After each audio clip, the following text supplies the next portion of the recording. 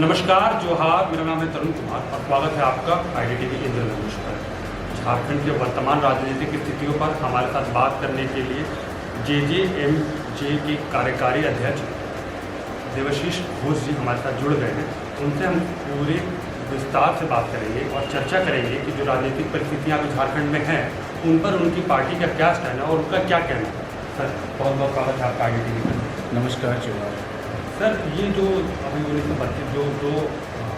कानून पारित हुए कैबिनेट से, जिन्हें लोग ऐतिहासिक बता रहे हैं, इस पर आपका क्या स्टैंड है? 1932 खतियान और 27% की आरक्षण है। देखिए, सबसे पहले तो मैं ये कहना चाहूँगा कि सरकार ने जो 1932 का जो फैसला लिया है, जो भी पास किया गया है, वो एक बहुत सराहनीय कार्य है, जिसके कारण से हमारे जो मूल निवासी हैं, जो झारखंड के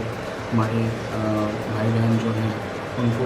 बहुत ही इसमें लाभ मिलेगा। उनको एक पहचान मिलेगी झारखंड के अंदर उनके खतियान के बेस पे। और ये कदम आज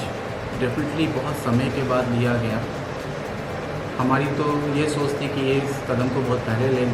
लेनी चाहिए थी।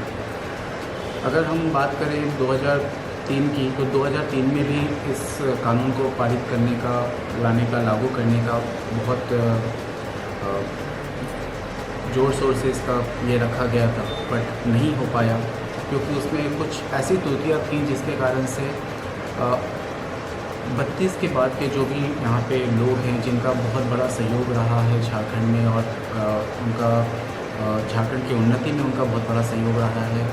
ठीक है, उन सभी चीज़ों को उस टाइम पे नज़रअंदाज किया गया था। अगर मैं बात करूँ 1964 का, 1965 का या फिर 1970 का,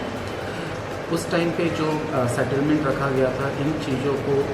1903 के टाइम पे जो आवाज़ उठाई गई थी 1932 को लेकर के, इन सभी चीज़ों को नज़रअंदाज किया गया था, जिसके कारण से हमारी न्यायपालिका जो हाईकोर्ट है रांची की, इन्होंने इसको खारिज कर दिया था और इसको उस समय लागू नहीं कर पाया गया था क्योंकि ये सभी त्रुटि उसमें पाई गई थी। तो मेरा आज की तारीख में सरकार से यही कहना है कि सरकार ने जो ये कदम उठाया है, ये बहुत ही अच्छा कदम उठाया है, जिसके कारण से हमारी जो झारखंड की जो जनता है, झारखंड के जो मूल निवासी हैं, उनको बहुत अच्छा पहचान मिलेगा। मगर साथ ही साथ इन त्रुटियों पे भी उनको ध्यान देना बहुत ज़रूरी है कि जो 2003 में जिस तरीके से कमी होने के कारण से ये लागू नहीं हो पाया, वो चीज़ दोबारा ना हो, और सरकार इन सभी चीज़ों को भी, जो सेटलमेंट हुई थी 1964 में, 1965 में और 1970 में जो सेटलमेंट हुआ था, उसके ऊपर भी काम करे और उस पर ध्यान दे करके एक ऐसा कानून को पारित करने की कोशिश करें, लागू करने की कोशिश करें, जिससे बहुत इजी तरीके से, बहुत आसान तरीके से ये हमारे समाज में आए और हमारे झारखंड की उन्नति में एक बड़ा योगदान दे। तो सरकार से मेरा यही मांग है कि इन्होंने जो कार्य किया है वो बहुत सराहनीय है, मगर साथ में इन सभी चीज़ों को भी, इन सेटलमेंट को भी ध्यान देना बहुत ज़रूरी है। अगर इन सेटलमेंट को हम आज की तारीख में नहीं ध्यान देते हैं तो बहुत बड़ी पॉपुलेशन जो है झारखंड की, उनके साथ न्याय नहीं हो पाएगा, उनके साथ एक तरीके से बोल सकते हैं अन्याय हो जाएगा, और कहीं ना कहीं हमारी झारखंड की जो ग्रोथ है, जो हमारा जिस स्पीड में हम लोग आगे बढ़ रहे हैं हमारे आज़ादी के बाद, वो कहीं ना कहीं प्रभावित होगी और वो डिस्टर्ब हो जाएगी, और हमारी ग्रोथ जो रेशियो है वो बहुत कम नीचे आ जाएगी। बस यही है सरकार से मांग कि इन सभी चीज़ों को ध्यान दें वो, और एक अच्छा सा प्रपोज़ल तैयार करें जिसमें सभी लोगों को, जितने लोग यहाँ पे झारखंड में आश्रय लिए हुए हों या फिर जो लोग यहाँ पे झारखंड में हैं, जिनका यहाँ पे रोज़गार चलता है, जो नौकरी करते हैं इतने सालों से हैं, उनके साथ भी अन्याय ना हो। सर, उनके साथ अन्याय ना हो, जितने लोग हैं सभी को उनका हक मिले। सर, झारखंड में अगर देखा जाए तो अभी जो डाटा आया है, बेरोजगारी दर बढ़ते जा रही है, 17% से ज़्यादा हो गई है। आप जान रहे हैं कि शिक्षकों की नियुक्ति बहुत साल बाद आ रही है। इस पर आपका क्या स्टैंड है सर, और आप इस बेरोजगारी को किस तरह से देख रहे हैं सर? देखिए, हम आज की तारीख में हमेशा एक आवाज़ उठाते रहते हैं, बेरोजगारी बेरोजगारी बेरोजगारी, ठीक है। सबसे पहले तो हम ये बोले कि अगर हम आज की तारीख में किसी भी तरीके का ओपनिंग निकाल भी देते हैं, टेक फॉर एग्जांपल, अगर हमने टीचर का ओपनिंग निकाला, जैसे अभी हमारी सरकार ने एक कदम उठाया है और टीचर की बहाली को सामने लाया है, अगर हम एक देखिए जो क्वालिफ़िकेशन रिक्वायर्ड होती है, जो एक जो क्राइटेरिया होता है हर जॉब के लिए, टीचर की बहाली के लिए, उसके लिए क्या हमारी जो आज की जनता है, जो कैंडिडेट्स है, वो तैयार हैं क्या? अगर मैं बात करूं 2016 के बाद से जेटेक की एग्ज़ाम नहीं हो पाई है, और हम सभी जानते हैं कि आज की तारीख में अगर टीचर की बहाली होनी है तो ये एक बहुत बड़ा क्राइटेरिया होता है, बहुत बड़ा एक सर्टिफिकेशन होता है कि उनके पास जेटेक की सर्टिफिकेशन होनी चाहिए। तो इस पर सबसे पहले तो ध्यान देनी चाहिए सरकार को कि इस चीज़ का जल्दी से जल्दी प्रबंध किया जाए, एग्ज़ाम को लिया जाए कि हमारे पास अच्छे क्वालिफाइड और जो लिटरली उस पद के लिए क्या बोल सकते हैं कि जैसे लायक हो, वो आ सके सामने, उनके पास सर्टिफिकेशन हो सके। आज हम लोग यही देख रहे हैं कि लोग धरना लगा रहे हैं, बच्चे धरना लगा रहे हैं, पढ़ने वाले स्टूडेंट धरना लगा रहे हैं क्योंकि उनको एग्ज़ाम देने के लिए नहीं मिल रहा है, वो जेटेक का एग्ज़ाम नहीं दे पा रहे हैं क्योंकि अभी तक कोई भी डेट ऐसा निकला नहीं। 2016 बहुत लंबा टाइम ये बीत चुका है, तो सरकार को इसके ऊपर भी ध्यान देना पड़ेगा। जब क्वालिफ़िकेशन एजुकेशन प्रॉपर हो पाएगी तभी तो हम एम्प्लॉयमेंट के ऊपर ध्यान दे पाएंगे। अगर हमारे पास क्वालिफाइड लोग ही नहीं होंगे, हम कितनी भी अच्छी ओपनिंग निकाल लें तो हम किनको देंगे वो जॉब? बाद में फिर हम आजकल देखते रहते हैं कि बीच बीच में कुछ ट्रेंड चलते हैं यूट्यूब में अलग अलग जगह पे कि स्कूल में जा रहे हैं, उनसे संडे का मंडे का स्पेलिंग पूछा जाता है तो वो उनका जवाब नहीं दे पाते हैं। तो इसी टाइप के फिर हमारे पास एजुकेशन के जो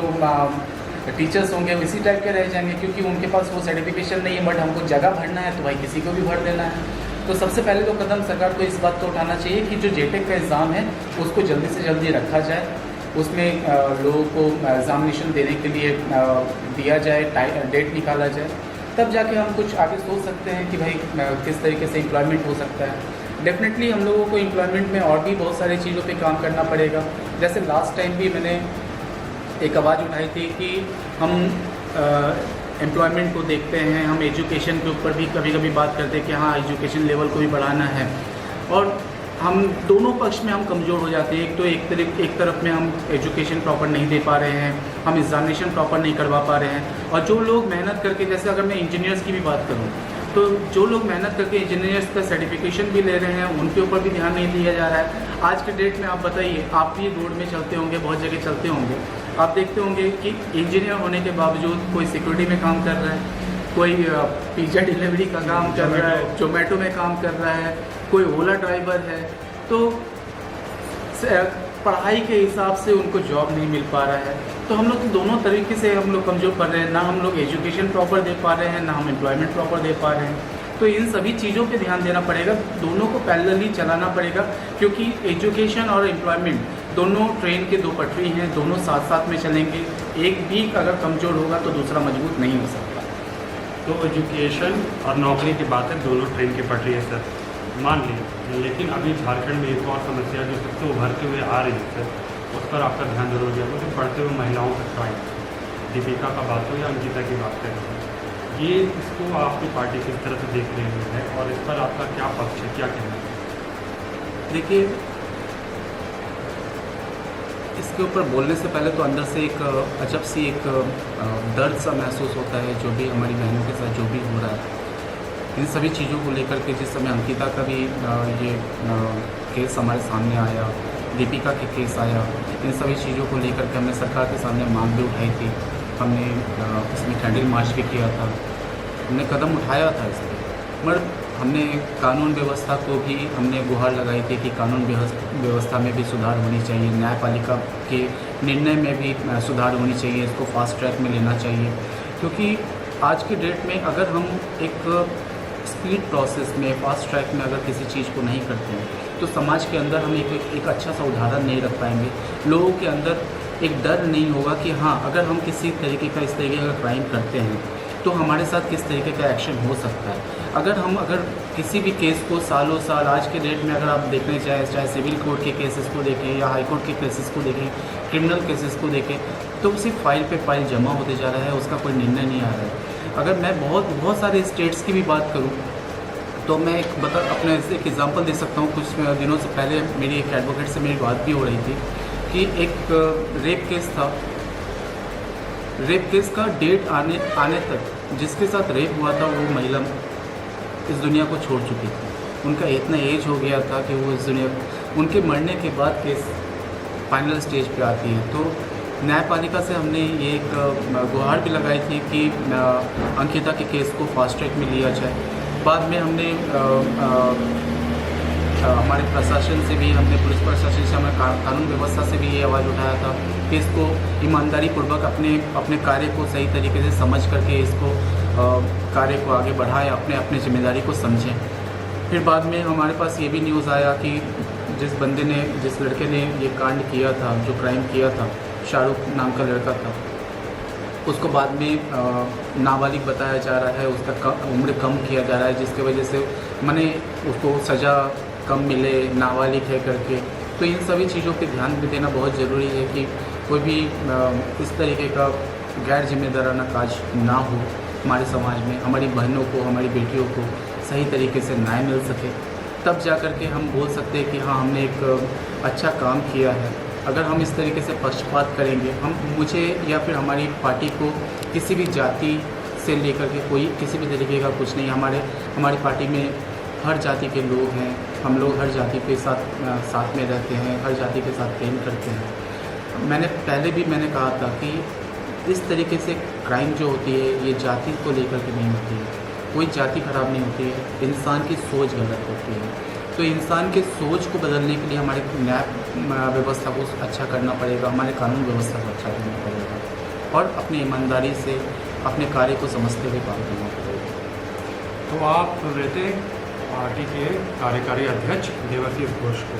उन्होंने 1932 कानून का स्वागत किया, लेकिन कहा कि जो कोल्हान सेटलमेंट है 64, 65 और 70 की जो बात है उस पर अगर सरकार ध्यान दे तो ये और भी अच्छा होगा और किसी भी वंचित का आदमी का हक ना मारा जाए। और जहाँ तक क्राइम और जो बेरोजगारी की बात थी, उन्होंने कहा कि बेरोजगारी में जो GTET की परीक्षाएँ हैं उनको जल्द से जल्द लिया जाए और जो पास अभ्यर्थी है उनकी नियुक्ति भी कराई जाए, क्राइम किसी जाति धर्म से ना जोड़ा जाए। और इसमें उठकर इन्हें फास्ट ट्रैक कोर्ट से जो भी मामले अभी हुए हैं, फास्ट ट्रैक कोर्ट के माध्यम से जिन्हें दोषियों को जल्द से जल्द सज़ा दिया जाए और समाज में एक अच्छा मैसेज दिया जाए। अब देखना होगा कि इनकी मांगें और जो इनकी बातें हैं वो सरकार तक कब पहुंचती हैं और इस पर क्या कार्रवाई होती है। बाकी सारी तरह की खबरों के लिए हम आपसे जुड़े रहेंगे अपने सहयोगी सम्राट के साथ। मैं तरुण, धन्यवाद।